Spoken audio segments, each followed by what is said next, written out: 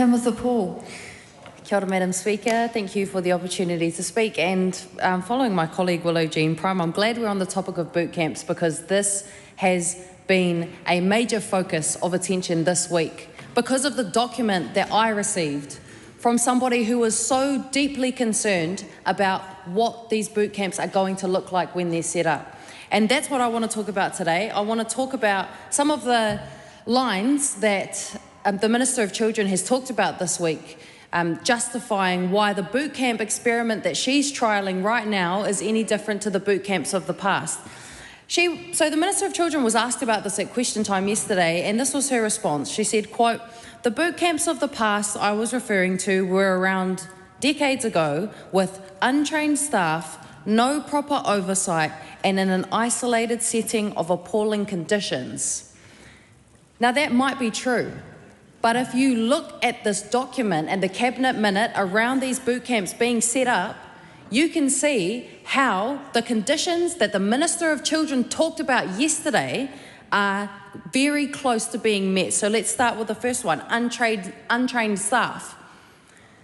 This government is setting up a structure whereby third-party providers, whoever that is, that could literally be anybody, you could start a business or a company and be a third-party provider, are going to provide these boot camps. How are we supposed to know what level of training they're going to get? Well, we don't know that at all. So there, number one, untrained staff, check.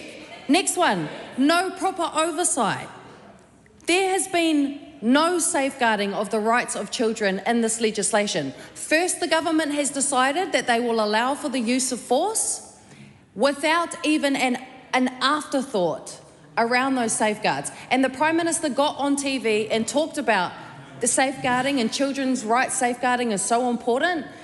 Yet I would ask him to name one single safeguard in that legislation. And that's because it wasn't there, because there are no safeguarding, because they chose force first, and then those safeguards are an afterthought. This was the exact thing that was highlighted in the Royal Commission inquiry into abuse in state care report, where it said that the conditions of abuse were created when there wasn't sufficient oversight and safeguards for those children. So there we go. Second box, check. Third thing that the Minister talked about is an isolated setting. And that the boot camps of the past, you know, the major example is the Te Whakapākari one that was on Great Barrier Island, which was an isolated setting.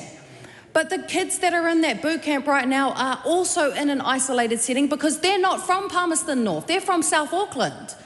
A majority of them are from South Auckland, so they have been moved out of their communities and taken to the other side of the country where they're expected to undergo this military boot camp. So the three conditions that the Minister uses to justify why her boot camps are any different from the ones of the past have all failed. So what does that tell us? That the boot camps that are happening right now are no different to the ones that happened in the past. And what happened in the boot camps of the past? Well, at best, they failed. So the boot camps that the John Key National Government started were a failure because a significant majority of those young people went on to reoffend later in life. So at best, they were a complete failure. But at worst, you look at the 1970s boot camps that were on Great Barrier Island, where children endured horrendous abuse at the hands of people who were supposed to be protecting them.